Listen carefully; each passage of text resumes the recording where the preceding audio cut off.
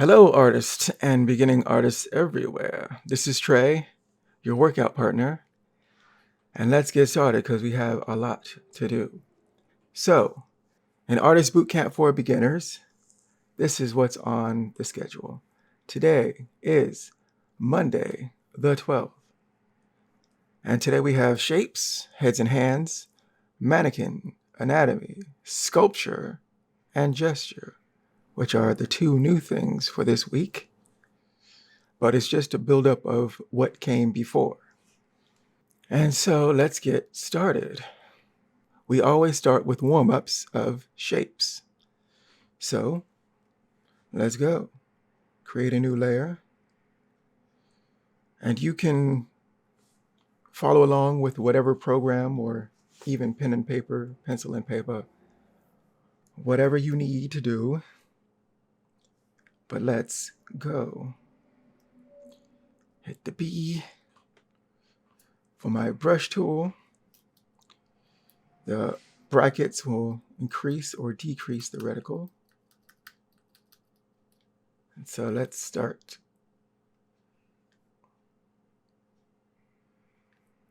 Again, this is our warm-up to try to get us loose and limber and into the artistic mood.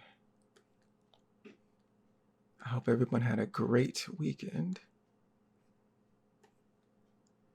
Did a little drawing, had some fun. Maybe watched the Super Bowl.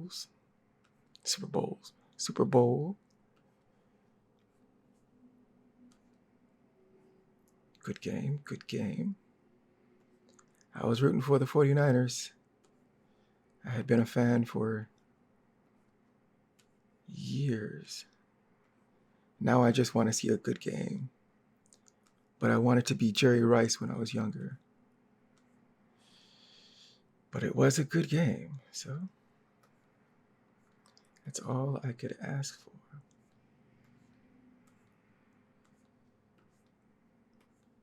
Here we have triangles. And we move on, turning off the shapes layer, turning on the 3D shapes layer, create a new layer. And much like the first, let's change the color. Let's go for a reddish purple, a magenta.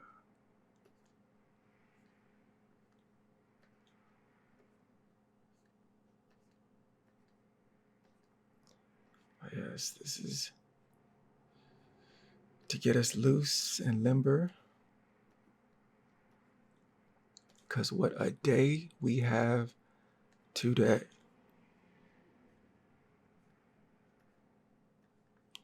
Cubes.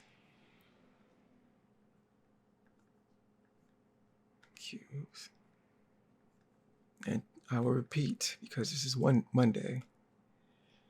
We are not doing this to see instant results, right? We are trying to get a habit, a routine of just drawing consistently. Consistency is key, I feel. If we want to grow, we have to keep plugging along. Cones.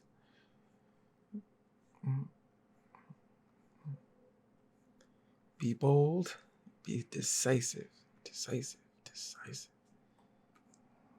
And make some shapes. This is to practice hand-eye coordination.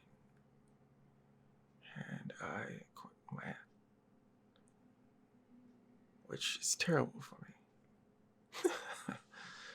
Oh boy.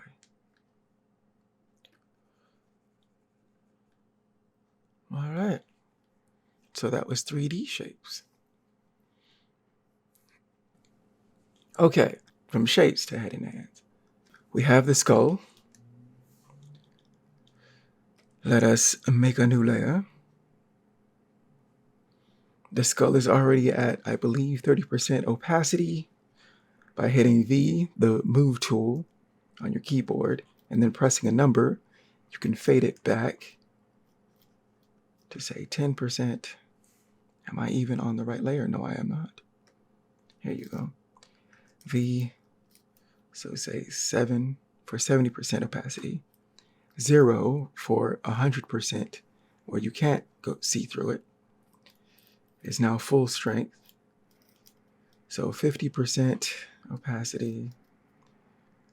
Let's do 40% opacity. Collapse that, go to the new layer, and let's draw on top of this. The B tool for the brush tool, your cranium that houses all your important bits. Your brain, very important. Right. We can have a center line, which indicates the direction that one is looking. So if you're looking this way, you can have the line that way, this way. You have the nose, which is the nasal cavity, which usually has cartilage when you are alive. You have your mouth line, which is usually about the teeth. The bottom of the nose, the middle of the eye, where the eye would rest, and the top is where your eyebrows rest. And higher up, you would have your hairline. And this is the breakdown, and your chin. Let's not forget the chin. Your mandible is hinged onto your cranium by muscles that help to move your jaw and helps with eating. But the orbital cavity houses the fleshy bits of your eyes. Now, classically, your ears will sit between the bottom of your nose and your eyes, somewhere around here. So those are your ears.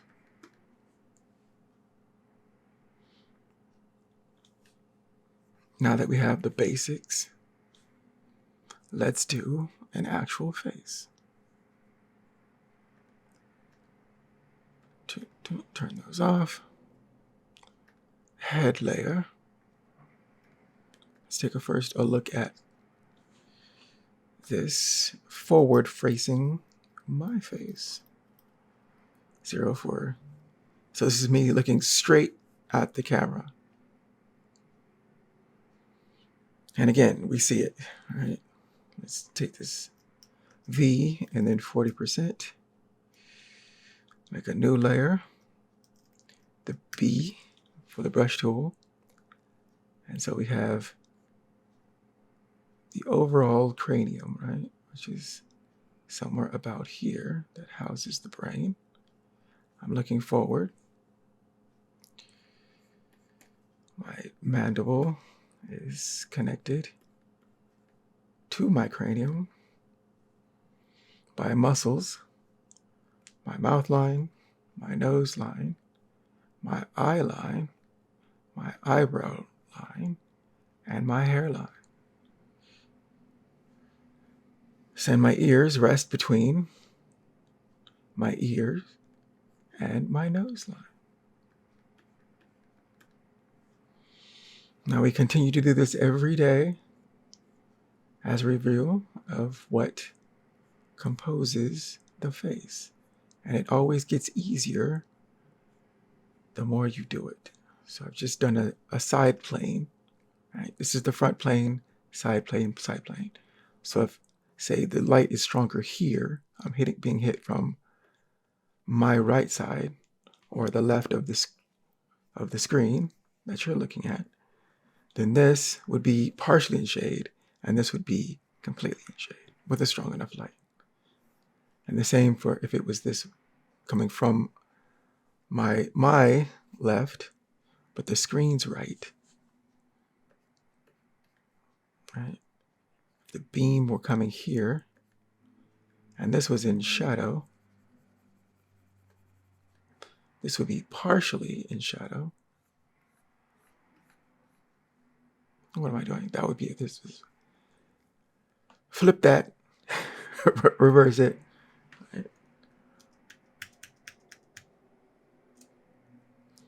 If it was this way, right, light is coming from this way, this would be lit. This would be dark. What am I saying? I got the Mondays. Come on, we can get it together.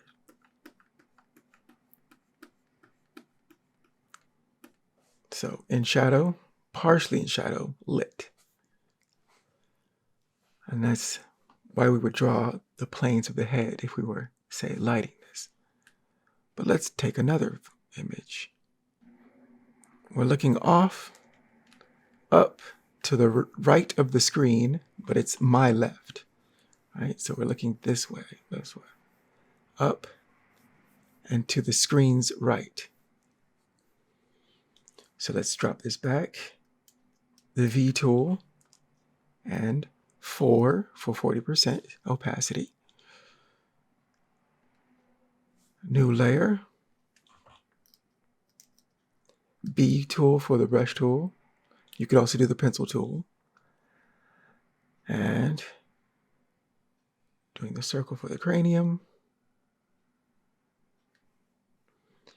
There's the indication line of where I'm looking. I'm looking off, up.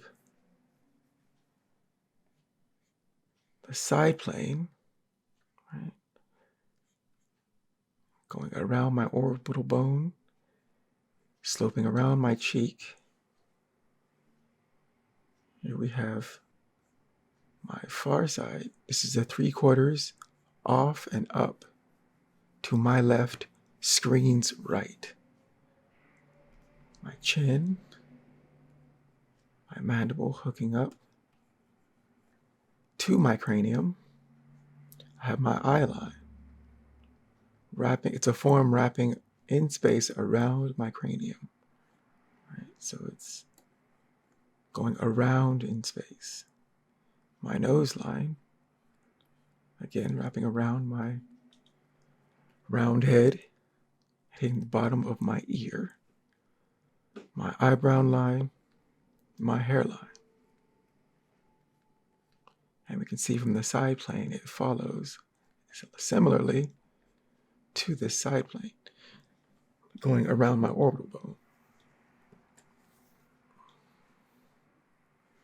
The mouth line, which is between the nose and the chin, you usually have a shadow underneath your bottom lip.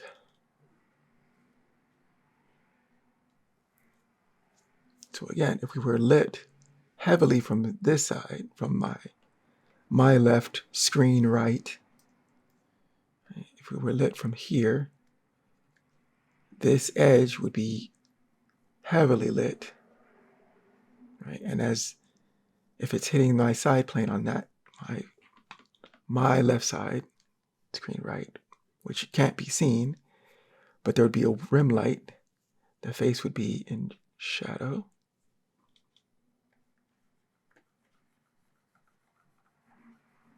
Light shadow, because there's still light hitting it. But this far side, like the far side of the moon, is much darker than the lit side.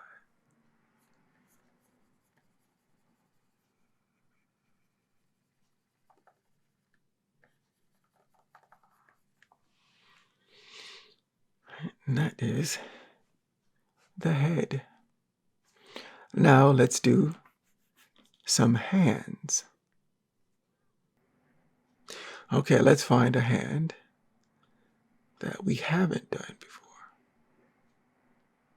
We haven't done a fist. We've done that. How about we do a palm facing hand? So V, 4 for 40%. A new layer, B for the brush tool. And first, let's make the scaffolding of this hand. So it is a flat It's a flatter surface. It's an augmented box, I see. Right. So we have this bottom side, and it's shallow. It's a shallow box. Because there's a side plane. This is the main visible part, which is palm side. And all the digits are radiating off of this shape.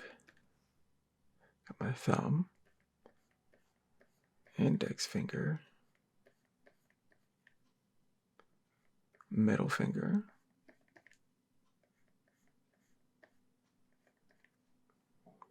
ring finger,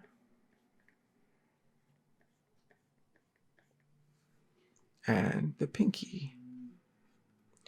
And usually the pinky will sit away from the other digits. It's just how the pinky operates usually. And usually the middle finger and the ring finger are usually the closest together, just in a neutral position. Your pinky and your index sit just a bit slightly more away in distance from these two.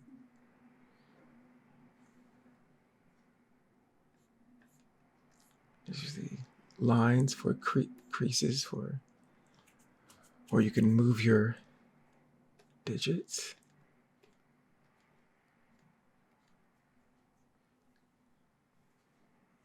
And it's hooked up to my arm. So the wrist flows into my forearm, which then flows into my arm. So we got the humerus here, right? We got the radius and ulna here.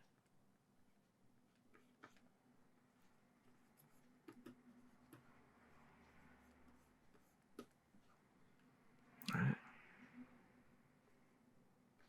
And on the back side, there's the, there you got a little bit for your elbow. Let's do another. Let's go back to that fist. Is it this one? Yes. Okay. The 4 for 40% opacity. Hit the B on your keyboard for the brush tool. Make a new layer. Now for the fist, all the fingers are folded inward to balled up into a fist. So the shape is still there, a flat box.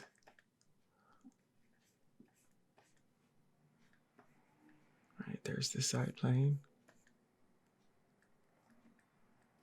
But because the fingers are folded inwards, we have this top box plane, say. The thumb is folded up and under.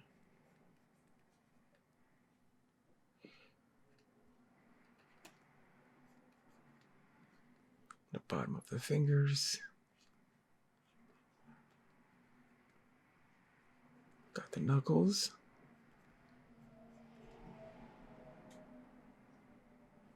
We have the folds of the fingers.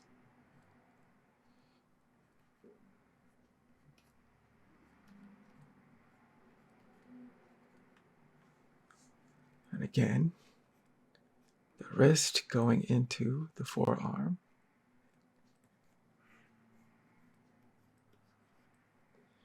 And the forearm into the arm. And again, we'd have the humerus. We'd have the radius and ulna within the forearm attaching to the hand. And there's a lot of bones for the fingers. A lot of bones. And that is head and hands. Now, let's go to the mannequin. So, in the mannequin file, we have the skeleton and our muscles attachments, right, for the left side of the body. So let's go over them one more time. We have the trapezius, which is a muscle that connects from the neck and goes to the shoulder, partially covering the scapula, which is on the back, a flat bone on the back, making up your shoulder. We have the deltoid, right, wrapping into your arm. Tricep is on the back side. Bicep on the front side. You got the brachialis, which is a thin muscle on the side between the bicep and the tricep on the side. The brachioradialis wraps down and around the forearm. You have extensors and the flexors, which helps you move your digits. The pectoralis, which is the flat muscle of your chest, and that wraps into your arm. So it goes from the sternum, which is this bone and cartilage, right, of your center line of your skeleton. While on the back is your spine, but this is the front part, your sternum. And your pectorals attach to that and the clavicle and go into your upper arm. External obliques on the side, your muscles for the side. Rectus abdominis, the upper and lower, are your stomach muscles.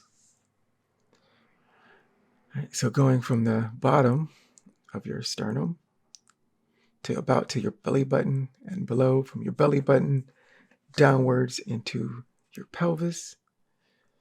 Now we're doing the leg muscles. The gracilis wraps from the pubic bone on the inside of your thigh. The adductor longus is a body underneath your gracilis and your sartorius. The sartorius comes from the hip. The outside of the hip wraps inwards, in along your inner thigh, and hooks up to your knee. And your vastus lateralis is on the side of your thigh. Let's see. The rectus femoris is the center muscle. Lower leg, you have the gastrocnemius, your calf muscle. Inside of your calf, there's also a back part. Most visible is the calf. On the inner part of your leg, your patellar tendon. The patellar tendon goes from your kneecap, your patellar bone, down into your ankle, right, down to the ankle, right, holding those masses stable. Anterior tibialis is on the outside, middle outside of your calf muscles, right, attaching with the tibia.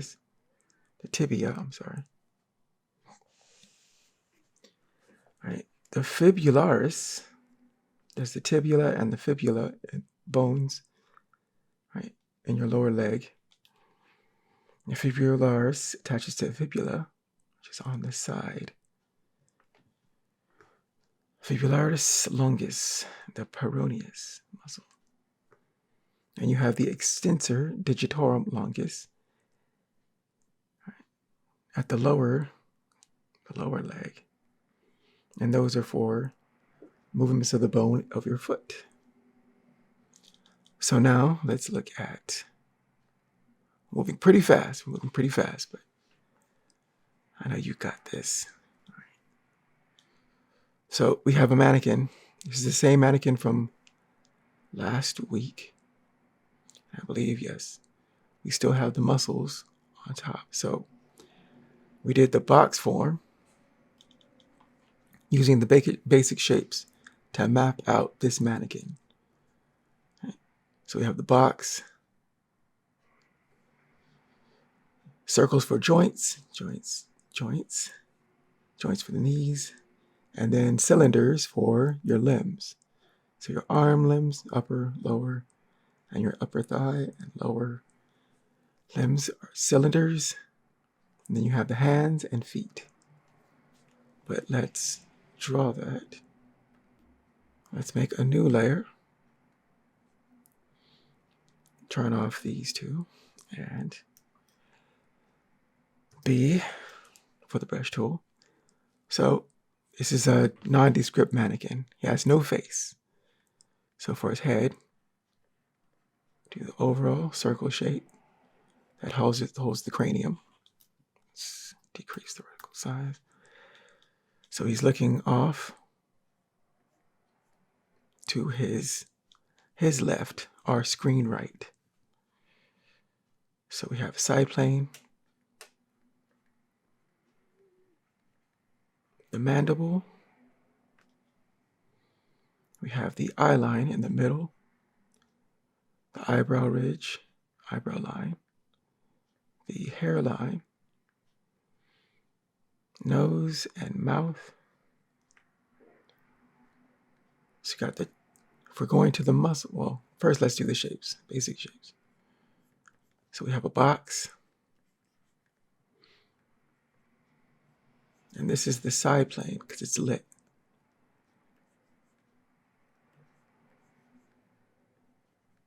We got the slight top.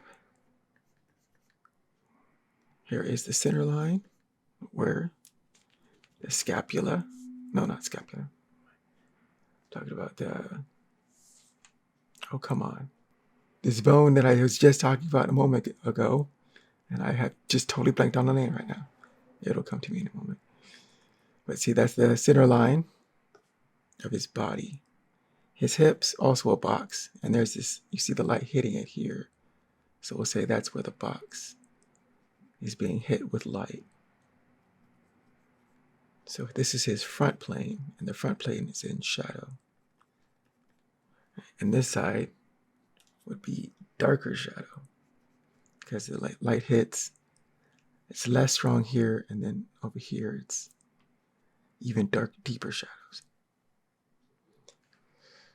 So this is pubic bone. He would have a spine, right, coming in and attaching from his rib cage to his pelvis. Circles for joints. So we got the shoulder joints, elbow joints, wrist, knees, ankles, and cylinders for the limbs.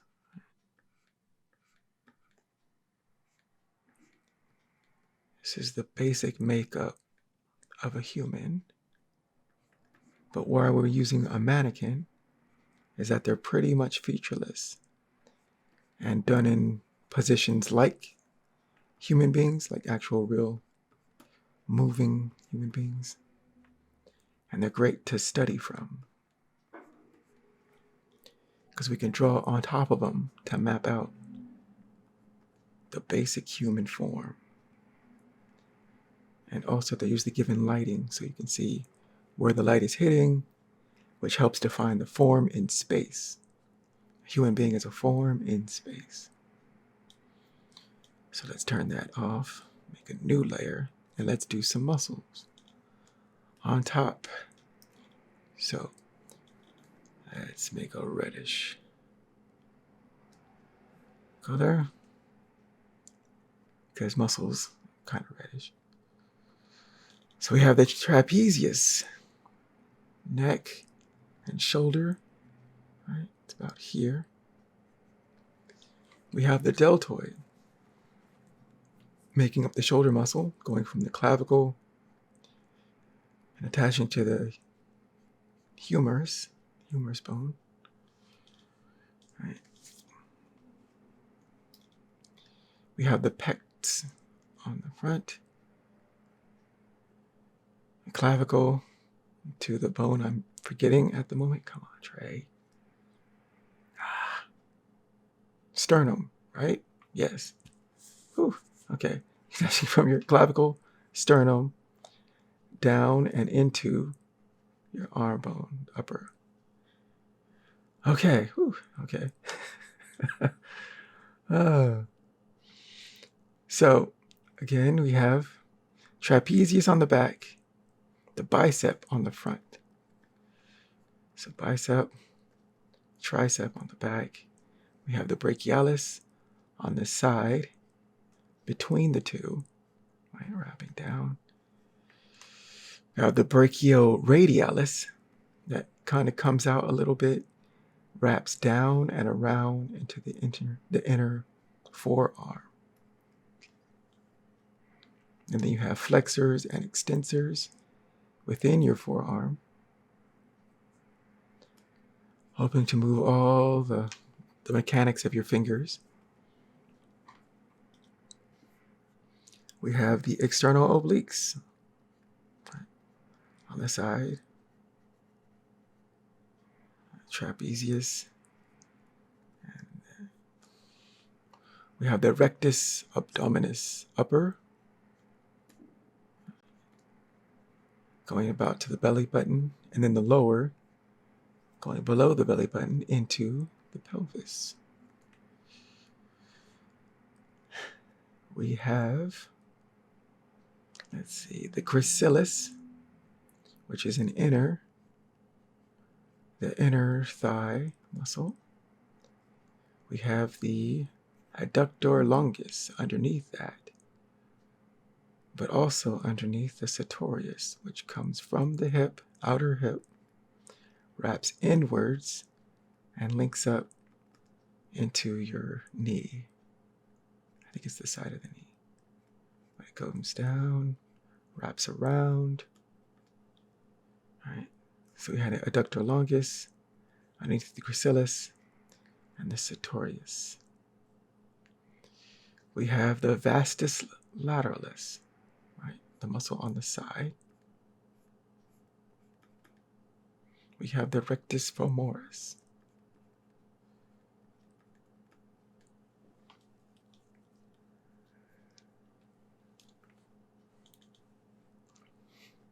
We have the kneecap here, the patella. And connecting that to your ankle, there is the patellar tendon. Right, so from your patellar tendon, it's like a cone shape. If this is an ice cream cone, this is the cone coming down into your ankle. You have your gastrocnemius, the calf muscle.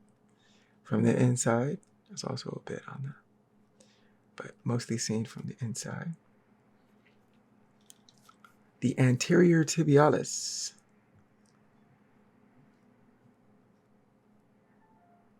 You have the fibular longus and the extensors. Okay, so let us conclude this mannequin muscle study. Trapezius, deltoid, pectoralis. The brachioradialis is between the bicep and the tricep on the back. We have the brachioradialis, which goes from approximately the elbow, wraps down and inside the inner forearm. There are extensors and flexors to help the digits move, your fingers. External obliques, the rectus abdominis, upper and the lower. We have the gracilis, which wraps inside of the thigh. The adductor longus underneath. The gracilis and the sartorius, which wraps from the outside hip inside and to the inner knee. You have the patella, which is your kneecap, and the patellar tendon, which comes from the patellar, down into the ankle, the gastrocnemius, which is the calf muscle inside, but also along the back of your calf, of your, low leg. You have the anterior tibialis, which is right on this front outer side of your lower leg. The fibularis longus, which is on the side, outer side. Extensor digitorum longus, which helps you right, at the lower leg to move your foot muscles. And now let's move on for statues. Right, these are statues. If you have your 9 or however many statues that you feel you need, but this is what we're going to be practicing from for this week. This is the intermediate stage. So we're moving on from mannequins onto statues. So right here we have the Davids, right? Davids throughout the ages. Michelangelo. This is, I believe, Andrea del... What is the name? I always forget this guy's name. Verrocchio. Andrea del Verrocchio. The Donatello and the Gian Lorenzo Bernini. He's one of my favorite artists. Now, as you'll notice from the mannequins, these are idealized human beings. The mannequins were more protoform humans. These are idealistic human beings. Usually we're borrowing from the ancient Romans and the Greeks and how their statuary was. But this will give us a greater idea of muscles and forms of the idealized. Right? And so, and statues are also great, like mannequins, that they can be lit and you can see where shadows pool, right? Shadow areas, what can be encased in shadow, where is the light hitting the form? And that is a great thing about statuaries. And plus, I think it's one of the coolest things ever that somebody can sculpt something from stone and make it look like, my goodness. So in statuary, also we're cribbing from the ancient era. And there is the term contrapposto, right? Which is, see this form here, right? See that movement? There's a bit of an S. This is his dominant leg. This leg is at, I wouldn't say it, well, we can call it at rest, but this is the dominant leg. He's standing on this. This hip is higher than this, right? You see that slanted angle? His shoulders are at an angle, and it creates this S curve. Right? It's not straight on. This is more dramatic and more interesting. And that's why we do it. And this is of the Baroque style. And Baroque, they put action, right? These are more static than this. This is the classic David and Goliath story, where David is going to hit Goliath the giant with a stone.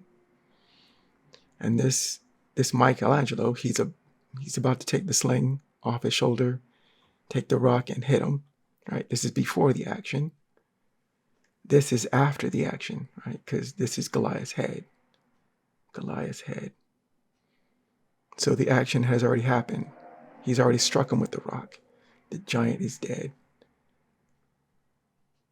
And this is when he's in mid-action. He has the sling, he has the rock, and he's about to pitch it and then whoosh and strike down Goliath. So these are 3 different moments in time. Same story, right? This is David and Goliath. Same stories by different artists. And this is what I think is cool about art, is that if you can take the same subject matter, the same story, and it will be interpreted by artists in different ways, right? You can do before the action, after the action, or mid-action. And that is one of the coolest things about art and artists. Let's make this full screen. So feel free to get the reference materials that you want and need. But this, I always like David. And the statuary is attributed to the subject. But let's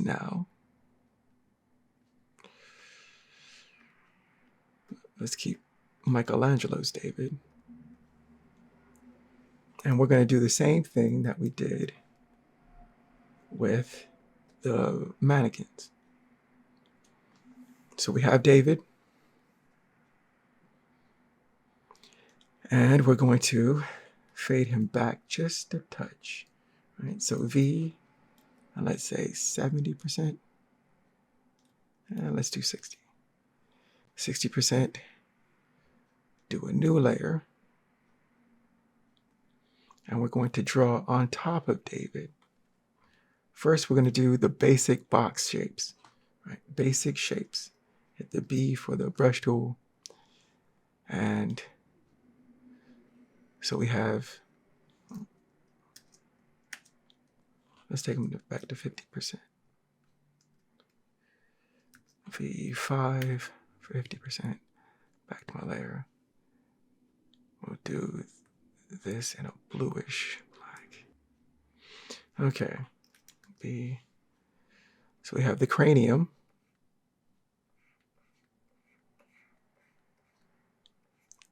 Housing the brain and all that. All right. Continues down, mandible into his chin. He's looking off to his left, our screen right. Right. We have a side plane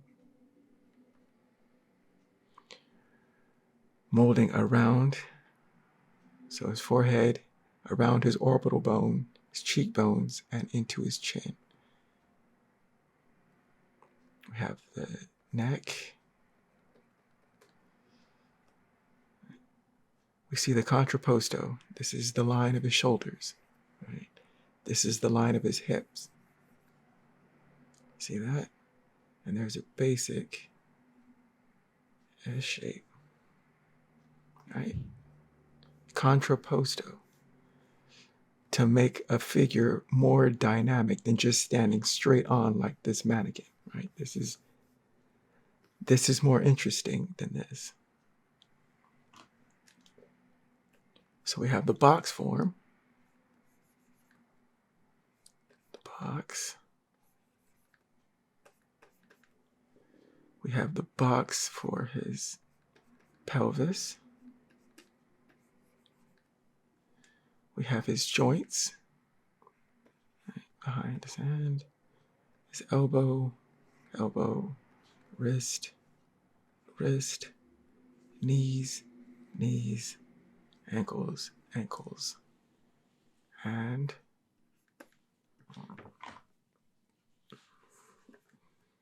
cylinders for arms and limbs. All right.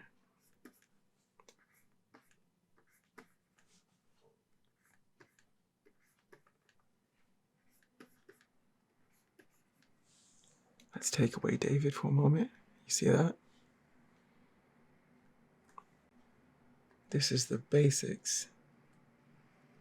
And this guy is famous.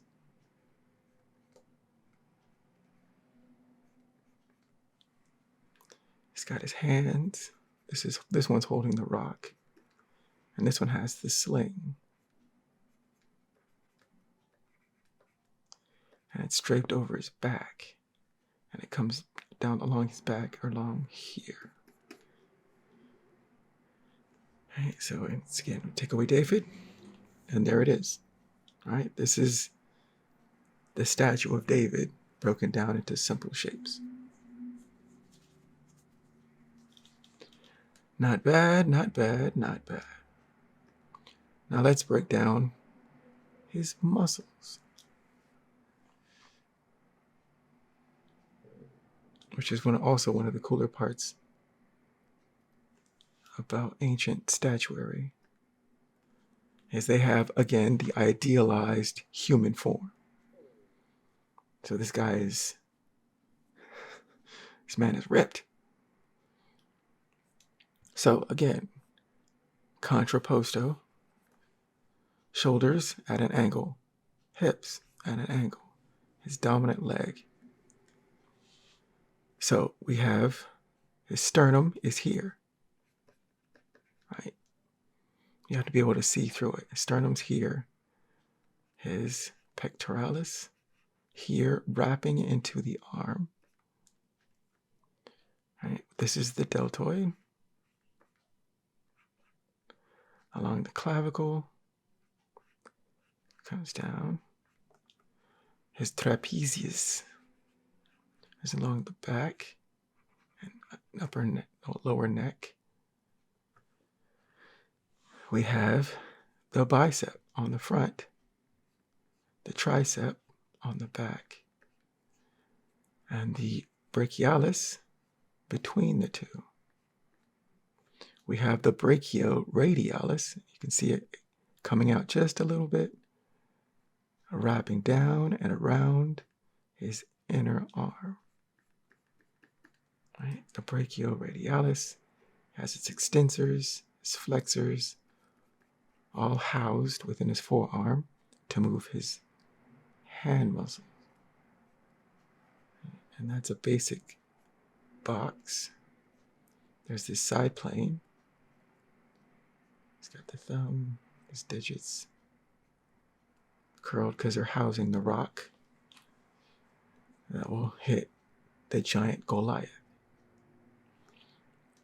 We have his rectus abdominis. Right, this is his upper, housed within his rib cage. Well, his rib cage holds his innards, rectus abdominis. On top,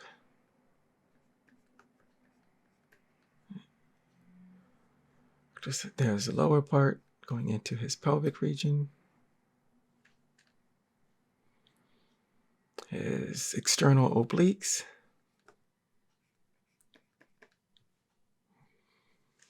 Going down to the leg muscles, we have the gracilis, right, which is inner thigh. We have the adductor longus under that, and the sartorius sitting on top, going from the hip down into the inside of the leg and wrapping into the calf, the knee.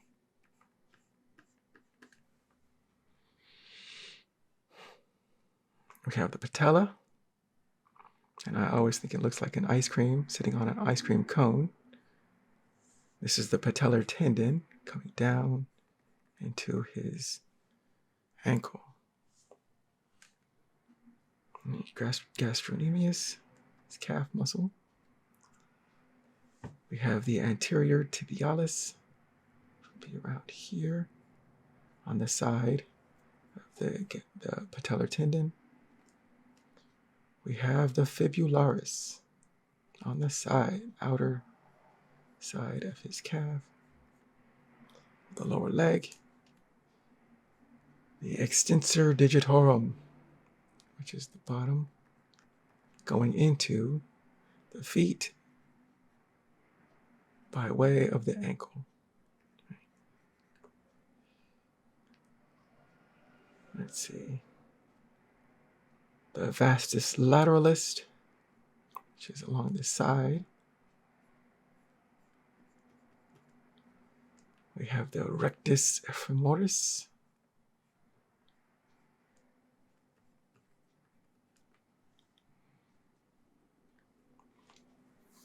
And those are the muscles of David.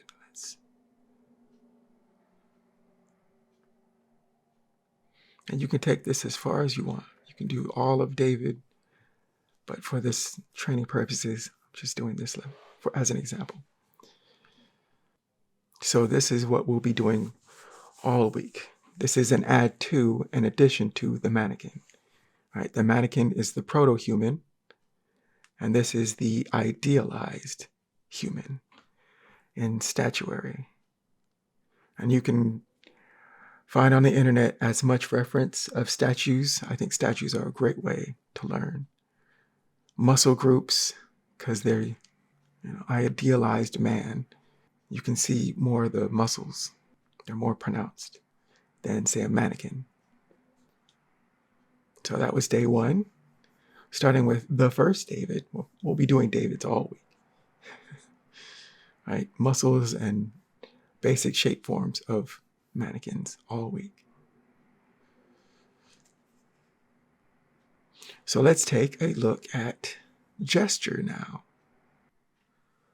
All right, so this is what we did over the weekend when the theme was superheroes. All right, this is a gesture. This is just to capture the basic movement of the figure. Say this is a Superman pose. You just want the idea of it at its most basic. Actually, it could be even more basic than this. This is of superheroes. So Superman, say somebody in flight, somebody using telekinesis, somebody howling mad, somebody getting ready for battle, a Spider-Man-like pose. Also, this could be like a Spider-Man pose. This is the classic superhero landing pose, but it's just an idea so that you can build on top. Let's take another example. This I did of a character who was an adventuring Conan type. All right, so he's a big, brawny, muscular, sword-fighting person. Right? And a gesture can be just very loose, just to get an idea of the form. Right? Very washed out, but you can get an idea that there is a figure here. You can pose. It's a great way to pose characters, to figure out different poses. Right? So this, I was taking ideas from this and then refining them here. Right? So this is the sword drawn, or about to draw his sword. What else? A seated pose with a sword, standing with a sword. But all of this, you can indicate action. Right? Action. This is a walking pose, seated pose, climbing. What else do we have? A backside view. But I can take these and then develop them further. But first, you just want to get your concept out. And that is the best thing about a gesture drawing. So here I was doing a little bit of, say, you can connect these. You can almost see a story taking place, right? So he draws his sword. He gets into the ready position. This is him either hit and he's on one knee, and maybe he's about to stand up and then take the fighting position. But I'm working out an idea. Let's see if we have any more. So this is Beautiful Beast Kiss, a character I've been doing. And she is a fighter. Since she's a tiger girl with wings, and she's a fighter, I thought of tiger style. So here's another example of the gestures I was doing for her. Right? And this is tiger style. So I'm looking at kung fu drawings or kung fu photos and using that to make gestures from. Tiger style, tiger style, tiger style, tiger style, tiger style, right? And you're just trying to get ideas out of your mind and onto paper. And then from there, you can see, these are really small. You can take these, you can blow them up. It's especially cool in computer because you can, take any idea, no matter how small, and then blow that up and then draw on top of that. Let's keep. All right, this is another gesture, a more involved gesture, but I was trying to get an idea out that she is in mid-flight or jumping mid-flight, right? And I'm just working out the idea. However many longs it takes, I'm one of those artists that I don't think of line economy. I'm just getting out an idea. Just getting out an idea. And that is gesture. So let's make some new ones. So new layer. Okay, we're on the layer. What would be the theme? I usually like to go with a theme first. Something dramatic. Let's, like that scream of the last one. So you're gonna work out, he's got his chest forward. If a man is screaming to the heavens, he's like, why? So his arms come out. Maybe he has his hands balled into a fist.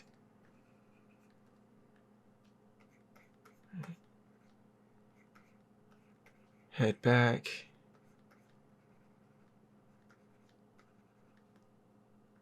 Center line, because he's not straight on. Just to increase the drama. And it's just, why? All right, and that's just a simple gesture. What else can we think of? A person jumping, let's say. If they're in mid-jump, it could be something like arms back.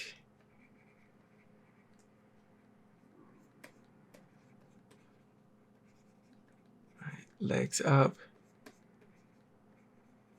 And one is about to plant. All right, that's a gesture. It's just a basic concepted idea. If we were doing David, like we just did, he had that bit of an S curve, right? His shoulders were they like this. His hip. And his leg. One arm was down. One arm was bent, holding the sling. And he had his head. And he was looking off and up.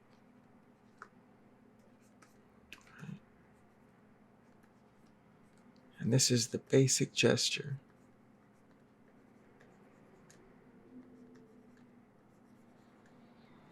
So when you are drawing your own characters, and you're just trying to think of, how would this character move? What is this character doing? And you just want to work out ideas. Let's say we have a sword fighter.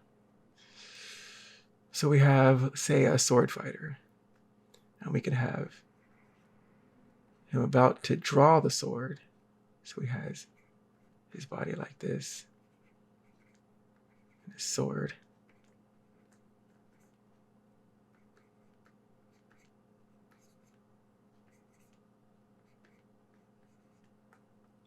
Like that. And he fully draws the sword. So say this is the sword.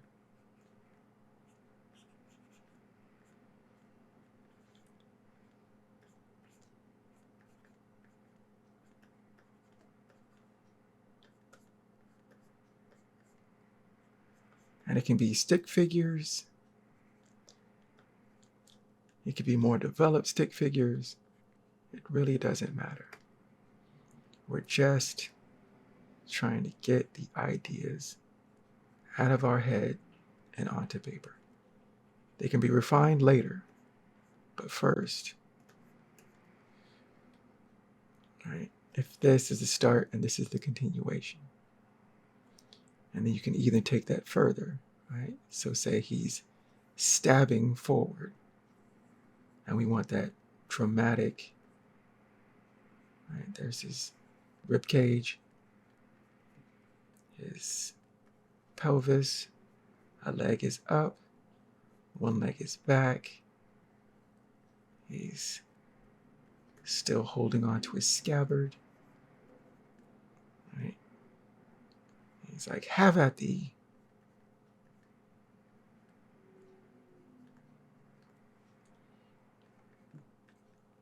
Right. Everything else can be filled in later. All we want right now is just the basic gesture, right? Something to work off of, because a plain sheet of paper is a scary is a scary place. So the draw, swords out, have at thee. So we got that. And then you can do anything in between these.